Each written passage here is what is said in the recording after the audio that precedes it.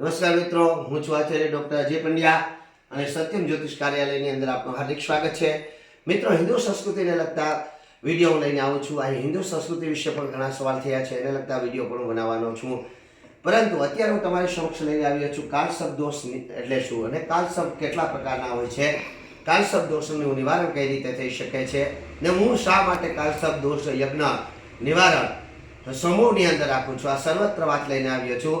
તો મિત્રો, આપણી જન્મકુંડલીમાં કાળસર્પ દોષ હોય તો આપણે કાળસર્પ દોષનું નિવારણ અવશ્ય કરવું જોઈએ. કારણ કે કાળસર્પ દોષ આપણે નામ સાંભળીને ઘણા લોકો ડરી જતા હોય છે, પરંતુ ડરવાની જરૂર નથી.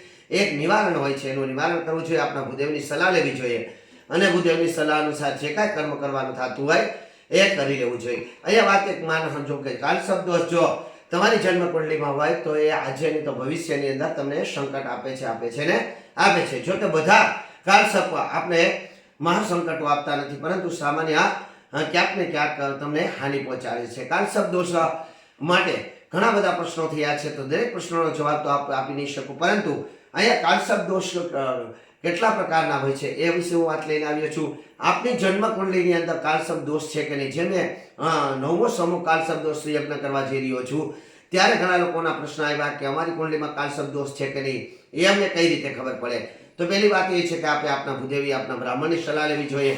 પરંતુ જો આપ આપના જન્મ તારીખ, જન્મ સમય અને જન્મસ્થળ મને મોકલી આપો તો પણ હું તમને માત્ર કાળસર્પ દોષ આપણે છે કે નહીં એટલું હું આપણે અવશ્ય જણાવીશ.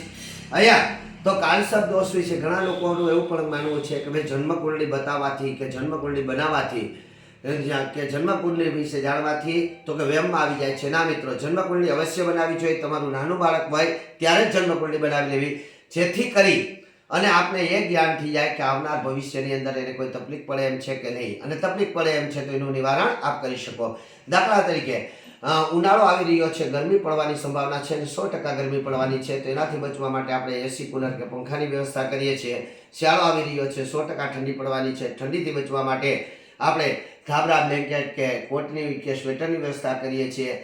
ચોમાસું આવી રહ્યો છે, વરસાદથી બચવા માટે આપણે રેનકોટ કે પછી છત્રી કે પાણી પલાની વ્યવસ્થા કરીએ છીએ, એ જેનાથી કરીને આપણે સુરક્ષા મળી શકે. એમાં એ સુરક્ષાની વાત છે. આપણે જન્મકુંડલી 1-2 વખતની હું તમને 1,00,000% કહું છું કે જન્મકુંડલી બનાવેલી હોય તો આપણા બાળકો વિશે આપ જાણી શકો કે બાળક કેવું થશે, ભણવામાં કેવું થશે, કેવું ભણશે, એના ભાગ્યની અંદર શું થશે, એનો આવનાર ભવિષ્ય કેવું છે, શું ભણી શકશે કે નહીં ભણી શકશે, કોઈ કર્મ કરી શકશે કે નહીં, કે રોજગાર તરફ જઈ શકશે, કે રાજનેતા બનશે, XY છે. તમે જન્મકુંડલીના ગ્રહોને આધીન તમે જાણી શકો છો. પરંતુ અત્યારે હું તમારી સમક્ષ આવ્યો છું કાળસર્પ દોષની વાત લઈને. અહીંયા અત્યારે ભાદ્રપદ મહિનો ચાલી રહ્યો છે અને ભાદ્રપદ મહિનામાં હું પિતૃદોષના એટલે પિતૃ કાર્ય કરવામાં સખત દિવસ રાત મારે પિતૃ કાર્ય ચાલી રહ્યા છે. આથી સમય મળતો નથી. આથી કરી આની પહેલાના ઘણા બધા વિડીયો બન્યા નથી અને ઘણા લોકોએ એવા પણ સવાલ કર્યા કે દાદા આના વિશે તમે ન કહ્યું, આ વિશે ન કહ્યું, પરંતુ મારી પાસે સમય નથી રહેતો. અત્યારે આખો મહિનો પેક છું, છતાં પણ મેં કાળસર્પ દોષ માટે અમાસનો યજ્ઞ હતો તો એ કેન્સલ કરી અને કાળસર્પનો દોષ નિવારણ યજ્ઞ મેં રાખ્યો છે. કારણ કે પહેલી વાત તો એ છે કે સમૂહમાં હું આ યજ્ઞ કરું છું. એની પાછળનું મુખ્ય કારણ એ છે કે વર્ષની અંદર 4 થી 5 જ કાળસર્પ દોષ નિવારણના મારા મતે મુહૂર્ત નીકળે છે. બાકી ઘણી જગ્યાએ એટલે કે બુધવતી અમાસનું મુહૂર્ત જે હોય છે તે શ્રેષ્ઠ હોય છે, પરંતુ અહીંયા ઘણી જગ્યાએ પાંચમનું મુહૂર્ત આપે છે, તો ઘણી જગ્યાએ અમાસનું, તો તે પણ શ્રેષ્ઠ મુહૂર્તમાં સ્થાન મળે છે. આથી કરી આપણા ભૂદેવે આપણે આ મુહૂર્ત આપ્યું હોય, એના યોગ નક્ષત્ર કરણ જોઈ લે તો એમાં કોઈ સંદેહ નથી, ત્યારે પણ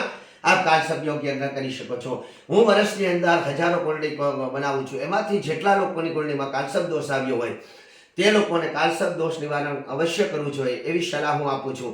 અને એ સલાહને આધીન ઘણા બધા લોકો મને એમ કહે છે કે દાદા અમારો કાળસર્પ દોષ યજ્ઞ કરાવી દો, તો અમારો દોષ કરાવી દો. તો એક કાળસર્પ દોષ, એક તો પેલા મુહૂર્ત મળતું નથી અને વળી પાછો એક કરવો એ લોકોને પણ પોસાય નહીં, અને મારા પાસે પણ એવો સમય હોતો નથી કે એ સમયની અંદર હું એને આપી શકું.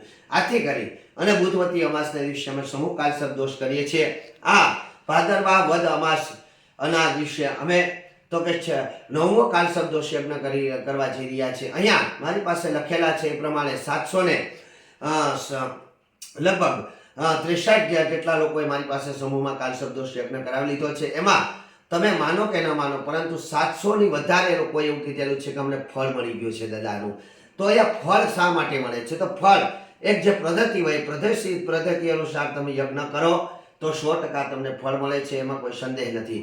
આથી કરી અને અમે આ બુધવતી અમાસના દિવસે એટલે કે ભાદરવા વદ અમાસના દિવસે અમે કાળસર્પ દોષ નિવારણ યજ્ઞ કરવા જઈ રહ્યા છીએ. આમાં આપ જોડાઈ શકો છો.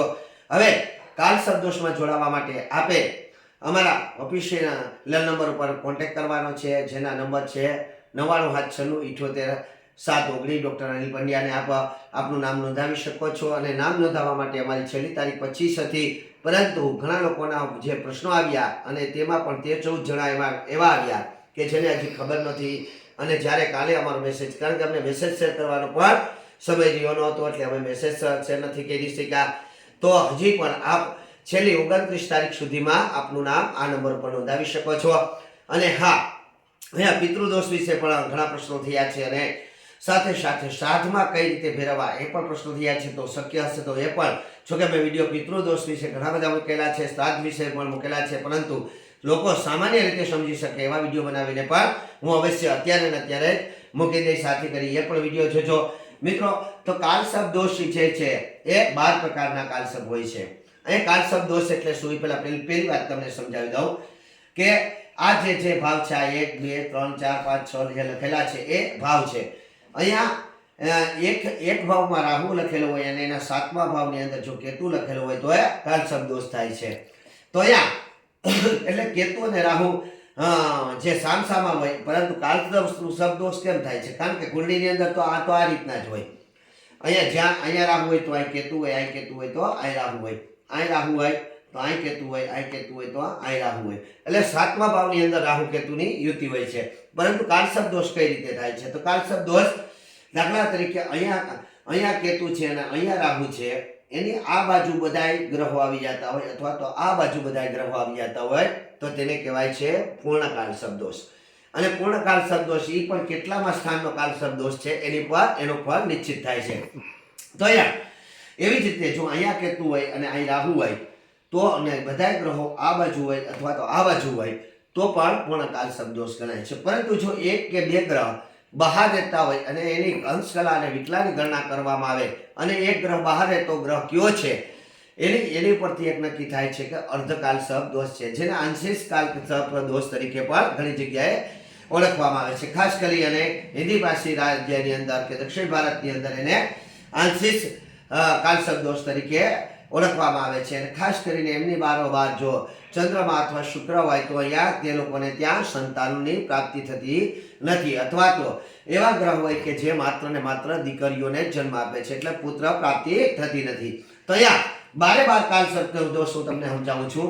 અહીંયા પહેલો કાળસર્પ દોષ છે કાળસર્પ અનંત નામનો કાળસર્પ છે, બીજો છે કુલિક નામનો કાળસર્પ છે, ત્રીજો છે વાસુકી નામનો કાળસર્પ છે, ચોથો શંખપાલ નામનો કાળસર્પ છે, પાંચમો પદમ કાળસર્પ છે, છઠ્ઠો મહાપદમ કાળસર્પ છે, સાતમો કંકોટક કાળસર્પ છે, આઠમો તક્ષક નામના કાળસર્પ છે, નવમો શંખચૂડ કાળસર્પ દોષ છે, 10મો ઘાતક નામનો કાળસર્પ છે, 11મો વિષધર કાળસર્પ છે અને 12મો શેષનાગ કાળસર્પ છે.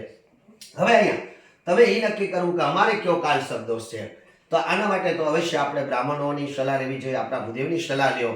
પરંતુ કાળસર્પ દોષ નિવારણ અવશ્ય કરવું જોઈએ. અનંત નામનો કાળસર્પ દોષ હોય તો તમે એમ માનો કે પૂર્વજન્મના તમારા ઘણા બધા પાપો હતા જેને કારણે તમને અનંત નામનો કાળસર્પ દોષ લાગુ પડ્યો છે. કુલિક નામનો કાળસર્પ દોષ છે. તો અહીંયા આવા જે અનંત નામના કાળસર્પ હવે શું કરી શકે છે? આ વ્યક્તિ અનંત નામના કાળસર્પ દોષની અંદર જે સપડાયેલો હોય તે જીવાત્મા અનેક પ્રકારના પાપો કરે છે અને પાપનો કોઈ અંત રહેતો નથી. કુલિક નામના કાળસર્પ દોષમાં હોય છે તો તે પોતાના કુટુંબ ઉપર કલંક લગાવી શકે છે. વાસુકી નામનો જો કાળસર્પ દોષ હોય તો એ જીવાત્માને પેટને લગતી બીમારીઓ વધારે રહી છે અને જ્યાં ત્યાં બોલી જવું, ગમે તે રસ્તો પકડી લેવો તે હોય છે. શંખપાલ નામના કાળસર્પ હોય તો તે વધારે બકબક કરે રાખે છે, બોલે છે, માનસિક અસર તેની પર થઈ જાય છે.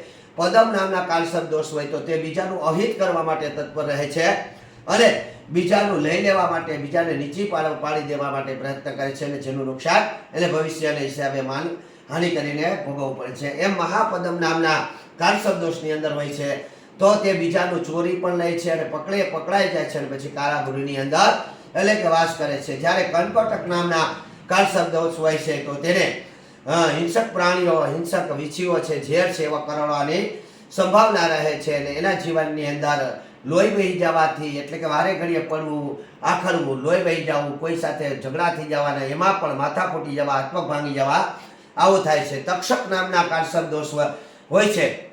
તો એ જીવાત્માને પોતાની પેઢીઓને માટે પણ કલંકરૂપી બની જાય છે. એના સંતાનોને એ મહા માટે શાપ આપી જાય છે. એના સંતાનો પ્રત્યે પણ એની લાગણી રહેતી નથી અને માતા પિતાને સંતાનો સાચવતા નથી અને સંતાનો જે છે માતા પિતાનો બહિષ્કાર કરે છે. અત્યારે જે હું અત્યારની યુગ પ્રમાણે જોતો, અત્યારે તક્ષક નામનો કાળસર્પ દોષ લગભગ કુંડળીમાં હોઈ શકે, કારણ કે અત્યારે માતા પિતાની પરવાહ કોઈ કરતા નથી ને માતા પિતા વિશે સંતાનો ક્યારે, એટલે કે ઘણું બધા સંતાનો વિચારતા નથી, એટલે કે એ લોકોને તક્ષક નામનો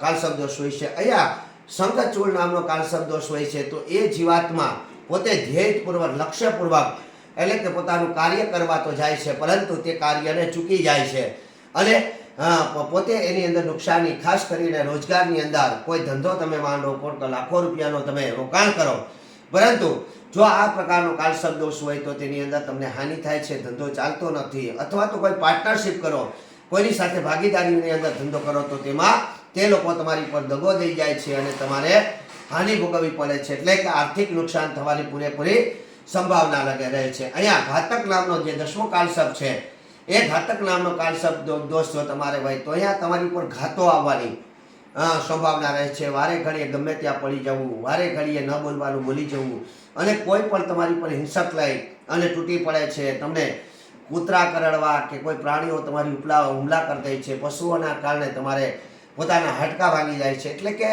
અહીં એક પ્રકારે અંધારી ઘાત આવી જાય છે, પાણીમાં ડૂબી જાય છે અથવા તો અગ્નિમાં તે બળી જાય છે. એક્સિડન્ટ પણ એની પર થવાની સંભાવના રહે છે. એટલે કે અહીંયાથી જે 4 કાળસર્પ દોષ છે એ મહાકષ્ટો આપવાવાળા છે, એટલે કે ઘાતક, એટલે કે ઘાતો આવે રાખે છે.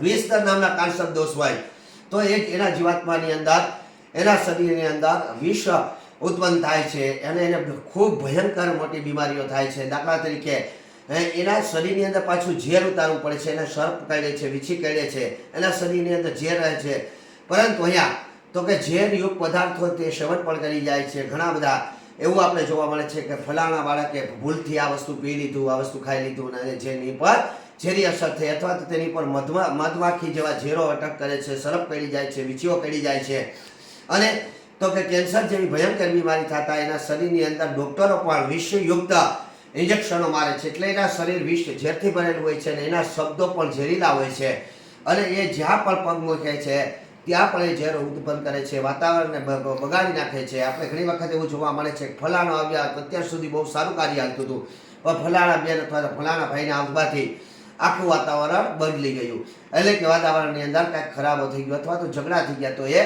વિષધર નામના કાળસર્પ દોષ હોય છે. અને છેલ્લો શેષનાગ નામનો કાળસર્પ દોષ છે. એ જો કાળસર્પ દોષ આપણી કુંડળીમાં હોય તો આપણી પાસે કશું શેષ રહેતું નથી. અહીંયા એક રીતે એમ માનો કે આપણા મૂળની ડાળીઓ ફૂટતી નથી, આપ જો વડ છો તો આપણે ત્યાં પાંદડા આવતા નથી અથવા તો ફૂલ આવતા, ને આપ છોડ છો તો ફૂલ આવતા નથી, એટલે કે એનો વંશ અહીંયા નષ્ટ થઈ જાય છે, વંશ પૂરો થઈ જાય છે. અને ખાસ કરી અને વંશ પૂરો થાય એ પહેલાં પણ એ જે એના બાળકો હોય છે, જેની કુંડળીમાં શેષનાગ નામનો કાળસર્પ દોષ હોય છે, એના જે બાળકો હોય છે એ બાળકો પહેલાં તો ગંભીર થાય છે, બીમાર પડે છે અને કાં તો માનસિક થાય છે, એના લગ્નો થતા નથી અને લગ્નો થાય તો સંતાનોની પ્રાપ્તિ થતી નથી. એક રીતે વંશ રોકી દેવાનો પ્રયાસ થાય છે અને કાં પછી એ સંતાનોને જન્મ આપવાને લાયક રહેતા નથી, અથવા તો એવા રોગોની અંદર સકળાઈ જાય છે કે જેને હિસાબે તે બાળકોને જન્મ આપી શકતા નથી, પરંતુ એટલે કે ન્યાયનો વંશનો વહેલો પૂરો થઈ જાય છે. અને અહીંયા એવું અમારે 3-4 જણાનું એવું મારી સમક્ષ પ્રત્યક્ષ છે, જેને ઓળખું છું પર્સનલ, અને એની કુંડળીમાં શેષનાગ નામનો કાળસર્પ દોષ હતો, જેને કારણે તો કે એને ત્યાં સંતાનો જે નથી આને વહેલો પૂરો થઈ ગયો, હવે તો કે કોઈ નથી. તો એવા અને જો કદાચ તેને ત્યાં કોઈ પુત્ર અથવા તો સંતાનની પ્રાપ્તિ થઈ હોય તો તે એવા ભયંકર રોગની અંદર પીડાય છે કે એની સેવા કરવામાં જ આ જીવન એનું વયું જાય છે અને ઘણું બધું, એટલે કે તેને આર્થિક, શારીરિક તથા માનસિક નુકસાન ભોગવવું પડે છે. તો અહીંયા મિત્રો મેં તમને સમજાવ્યા કે 12 કાળસર્પ છે, એ કાળસર્પ દોષ જો આપણે કુંડળીમાં હોય તો અવશ્ય આપણે એનું નિવારણ કરી લેવું. અહીંયા હું સમૂહ કાળસર્પ દોષ એટલા માટે કરું છું કે જેથી કરી દરેક લોકોનો કાલસર્પ હું કરી શકું. કારણ કે કોઈ મને તો એવા લોકો પણ મળ્યા કે જેને ત્યાં મેં કીધું એ પ્રમાણે જે કર્યું અને પુત્રની પ્રાપ્તિ થઈ. આથી કરીને જે મને સ્કોર્પિયો જેવી દાન આપતા હતા કે તમે માત્ર મારું કાલસર્પ દોષ યજ્ઞ કરાવી દો, પણ ના, હું દરેક લોકોનું વિચારું છું કે નાનામાં નાનો માણસ પણ કાલસર્પ દોષ નિવારણ કરવો જોઈએ. કારણ કે એને પણ સંકટમાંથી બચવાનો અધિકાર છે અને સંકટમાંથી બચાવવા એ મારું પહેલું કર્મ છે. અને મને જે ઓળખાય છે, જે લોકો ઓળખે છે, ચાહે બ્રાહ્મણો હોય કે ચાહે યજમાનો હોય, એ લોકોએ અવશ્ય મારા વિશે એવું વિચારવું જોઈએ કે મેં ક્યારેય પણ દક્ષિણા માટે કર્મ કર્યું નથી. લોકોનું કલ્યાણ થાય એવો જ હંમેશા માટે મારો વિચાર હોય છે. અને અન્યથા તો હું પ્રોફેસર જેવી જોબ મૂકી અને કર્મકાંડ કરું છું. તો જે લાખો રૂપિયાનો પગારવાળી નોકરી મૂકી દેતા હોય એ શા માટે? કારણ કે ઈશ્વરની તો અત્યારે કૃપા છે, કરોડો રૂપિયા પ્રાપ્ત થયેલા છે. અને એટલે કોઈ પણ ક્યાંય પણ પૈસાની લાલચથી મેં ક્યારેય કર્મ કર્યું નથી. ચાહે યજ્ઞ હોય, ચાહે કોઈ પણ કથા હોય, મારી કથામાં પણ ચાહે દેવી ભાગવત હોય, શિવપુરાણ હોય, રામાયણ હોય વગેરે જ કોઈ પણ કથામાં મેં ક્યારેય પણ પૈસાની અપેક્ષા રાખી નથી. આથી કરી હજી તમને આવા સવાલો આવે છે એટલે આ શબ્દ બોલું છું કે ભાઈ દાદા અમારે કેટલો ખર્ચો આવશે, દાદા અમારે કેટલો ખર્ચો આવશે. તો અહીંયા ખર્ચાની કોઈ વાત નથી. ખર્ચો જે આવે છે એની સોલ્જરી કરવામાં આવે છે. દાખલા તરીકે તમે 20 લોકો આ કાલસર્પ યજ્ઞની અંદર જોડાણા અને તમારે 20,000નો 40,000નો કે 60,000નો કે લાખ રૂપિયાનો જે ખર્ચો આવ્યો છે એમાં તમામ વસ્તુ આવી જાય છે. જેમ કે એમાં ખાસ કરીને મોંઘી એની ઔષધિ હોય છે. 487 જાતના ઔષધિઓ અમે મગાવીએ છીએ અને ઔષધિઓથી એનું સ્નાન કરાવવામાં આવે છે, નવનાગનું પૂજન કરવામાં આવે છે. બ્રાહ્મણો રાહુ અને કેતુના જાપ કરાવે છે. એટલે 2 બ્રાહ્મણો તો આપણા જાપ કરે છે, એની દક્ષિણા એની વરુણી હોય છે. આ સિવાય ઔષધિ મોંઘી હોય છે. પૂજાપો તો હું મારા તરફથી જ આપું છું, એટલે કોઈ પૂજાપાની કોઈ વાત આવતી નથી. અને અન્ય ખર્ચો થઈને માની લો કે 20 જણા છે અને લાખ રૂપિયા ખર્ચો આવ્યો તો બધાની સોલ્જરી પ્રમાણે એમાં ફરાળથી માંડીને તમામ વસ્તુ આવી જાય છે. અને આગલે દિવસે બ્રાહ્મણો આવી જાય છે. એટલે બ્રાહ્મણો 2 દિવસ રોકાય છે. કદાચ તમારી યજમાને તે દિવસે સવારે આવવું હોય તો આવી શકો છો અને આગલે દિવસે આવવું હોય તો અમે વ્યવસ્થા કરી દઈએ છીએ. એટલે કે 1 લાખ રૂપિયા ખર્ચો આવ્યો તો 20 × 5 લાખ એટલે તો આપણે 5,000નો ખર્ચો આવે છે. જો એમાં જો 30 જણા થાય તો આપણે 3,500 થી 4,000નો ખર્ચો આવે. કદાચ બહુ ઓછા થયા, 10 જણા થયા તો વધીને અમે એટલા કાલસર્પ દોષ યજ્ઞ કર્યા છે એમાં તો કે 7,000 રૂપિયાનો ટાર્ગેટ રહેલો છે કે જેટલા ઓછા લોકો જોડાય એટલો વધારે ખર્ચો આવે છે. તો અહીંયા આપણે અવશ્ય કાલસર્પ દોષ યજ્ઞની અંદર જોડાવવું જોઈએ. અન્યથા આપણે સંકટો ચાલુ જ રહી છે. આથી કરી અને સંકટોથી બચવા માટે આપણે અવશ્ય કાલસર્પ દોષની અંદર ઇન્ક્વાયરી કરવાથી કે પૂછતાછ કરવાથી કાંઈ ફાયદો નથી. કાલસર્પ દોષની અંદર જોડાવ. અહીંયા ન જોડાવ તો આપણા ભૂદેવને કહો, ત્યાં આપણા જે કામ હોય, જ્યાં જે વ્યવસ્થા હોય ત્યાં આપણું કાલસર્પ દોષ નિવારણ કરી લઈ. પરંતુ તમને હું 100% ગેરંટી આપું છું કે કાલસર્પ દોષ યજ્ઞ કરી લીધા પછી આપણા જીવનની અંદર ઘણા બધા ફેરફારો થવા મળશે. અને આપણે ખુદને એમ થશે કે મને કાંઈક પ્રાપ્ત થયું છે, મને કાંઈક પ્રાપ્ત થયું છે. હું વારે ઘડીએ ફળની ઈચ્છા વ્યક્ત કરું છું. ફળ એટલે શું? તો કોઈ સફરજન, જામફળ કે સીતાફળ એ ફળ નથી, પરંતુ તમારી ઈચ્છા પૂર્ણ થઈ જાય એને ફળ ગણવામાં આવે છે. તો આના પછીના વિડીયો પિતૃ દોષ ઘણા બધા એવા આવ્યા અને મારે પણ પિતૃ કાર્ય અત્યારે સખત હવે ભાદરવામાં અત્યારે મારી પાસે માંગ્યા તો એવો સમય નથી કે હું એને આપી શકું. આગળ જ ખંભાળિયાથી ફોન હતો મને દાદા એક પિતૃ કાર્ય અમારે કરવું છે તો અમને હું સમય આપો. તો ના, હવે કોઈ સમય છે નહીં કે હું પિતૃ કાર્ય વિશે આપી શકું. પરંતુ કારતક મહિનામાં જો આપને મારી ડેટ જોતી તો હું અવશ્ય આપીશ.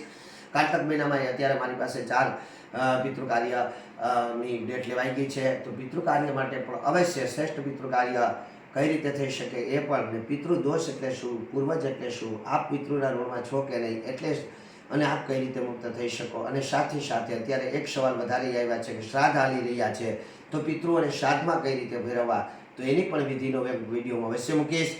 આપનું કલ્યાણ થાવો. આપ સર્વને ફરીથી વિનંતી છે કે આ દોષમાંથી મુક્ત થવા માટે અવશ્ય પ્રયાસ કરો. જય મહાદેવ, જય શ્રી કૃષ્ણ. સર્વનું કલ્યાણ થાવો.